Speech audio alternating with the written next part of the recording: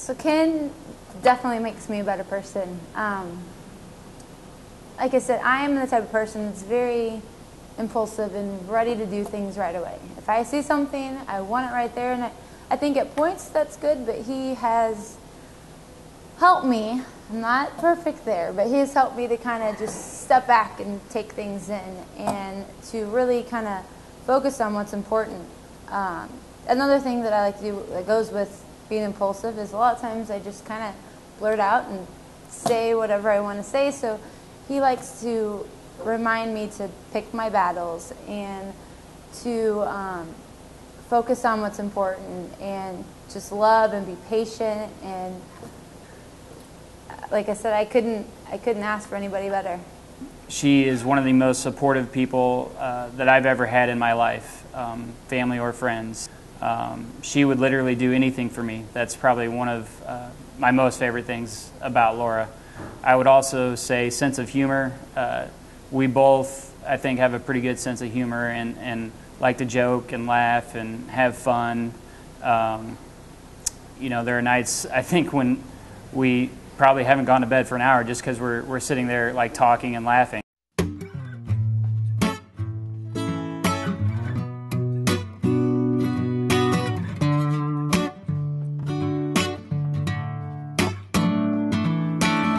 The sunshine came out today, and it's shining all over the world, shining all over the world.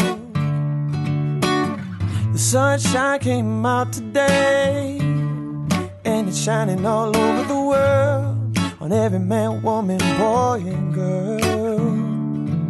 And it sure feels fine when the sunshine shines, it warms your skin. Laura and I met at a bar called Bar Louie. I got off work at St. Louis U and went to go meet my roommates, and they were having a couple drinks for happy hour and saw Laura sitting in the booth with one of my roommates who she was friends with. I didn't know her obviously at the time, and that was the first time that I had seen her. She was wearing shorts and a t-shirt. Everybody else was dressed up. But I couldn't take my eyes off her and was sort of gawking, and definitely felt a bit like a creep, and probably was. But when I first saw her, this has never really happened to me before, but there was definitely a little bit of a glow around Laura. So it wasn't until we hung out like a few months later, and I decided, I'm like, well, I don't have a crush, so I need a crush. So I happened to see Ken that day, and so I deemed him, he is going to be my crush. So then from then, that's kind of how it started.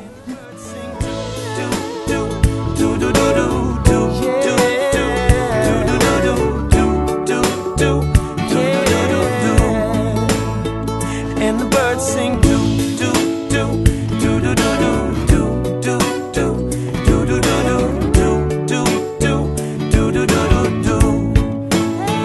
And the birds sing do do do do do do do do do do do do do. The first time Laura and I kissed was after a Cardinals game. We had known each other for a little while, just through my roommates and mutual friends. And it was at Patios right next to Busch Stadium, and she was actually there with her dad, Dale, and we just happened to bump into her and a couple of our other friends there at Patios, and were laughing and having a good time, and she actually dared me to kiss her. Is kind of how that happened, and I guess I couldn't turn down a dare. The sunshine will shine again, shine all over the world, on every man, woman, boy, and girl. And it sure feels fine when the sunshine shines, it warms your skin. First date, that was actually a little time into us dating. We kind of hung out at each other's places. She lived here in Soulard, but we went to Pueblo Solis We were sitting down at a table, and Ken turned to do something and just spilt his drink all over me, all down my shirt, all down my pants. So that's always been kind of our joke, that our first date, he was very smooth and spilt that drink all over me. So it obviously worked out, but it was pretty funny.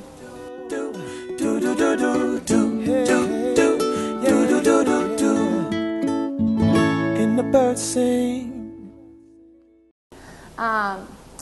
We've been dating at this point a little under 4 years. So I was not shy to let him know that I wanted a ring on my finger. So I knew that it was going to be coming at some point, but the way that he spoke, I didn't think he had bought a ring yet. She had dropped a few hints about a ring. I definitely took the hint and sort of started that process of looking for an engagement ring with her sister, unbeknownst to her.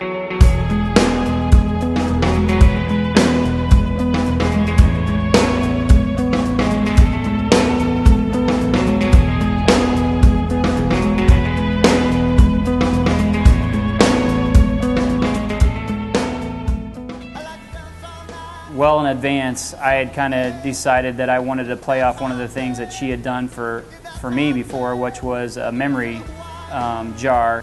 I actually became a member on Etsy and searched that site and found a cool box that a lady was able to make for me, a custom box, and called it a memory box. Basically what happened was I kind of had that prepared. I had the ring and off to the side actually, and had that box full of different things, and sat very patiently at home waiting for her to get there.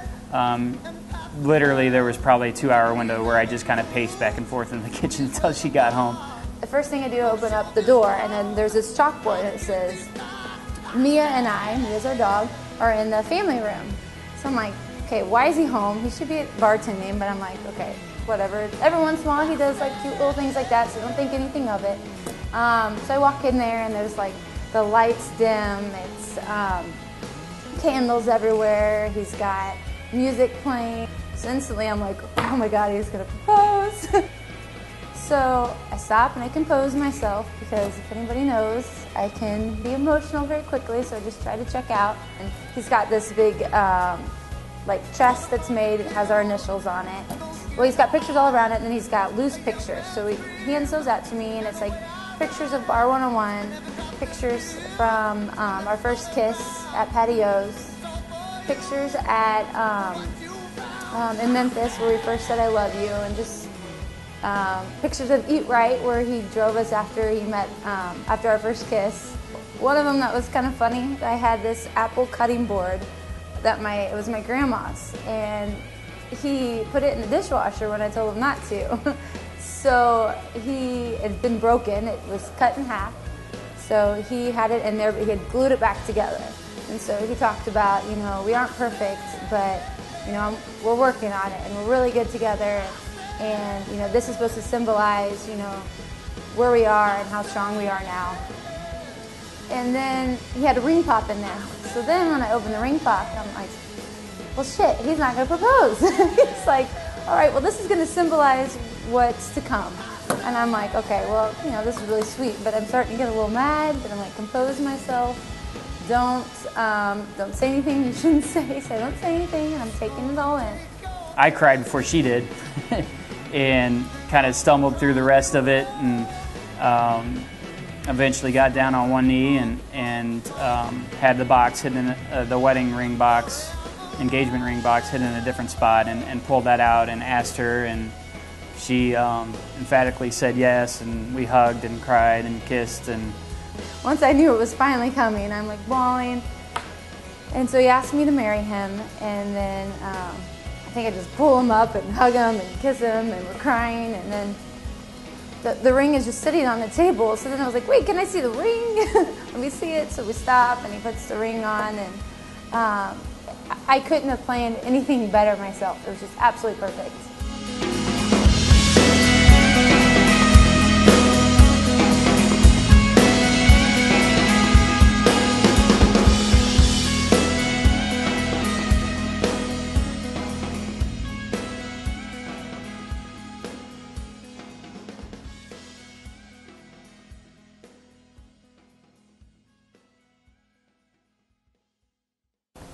What I foresee in Ken and I's future is babies. Can't wait to have babies. I knew from the instant that I met her that there was something there. There was definitely a spark the moment I saw her. And we've been together for over 4 years now, and it's still getting better. And that's really exciting to me to kind of still be moving forward in a really positive direction.